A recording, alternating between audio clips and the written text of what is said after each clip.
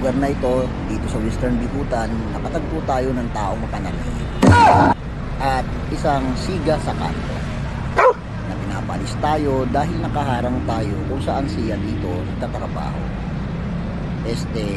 Naninigil sa mga tsuper. Sorry naman boss, babalang ng pasahero. Ngunit nakachamba siya ng makapal ang mukhang rider.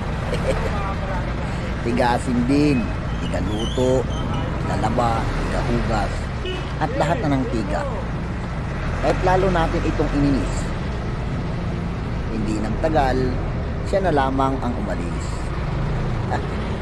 Dito nagtatapos ang maikling kwento ng taong mapanalangin, siga sa kanto, at tiga.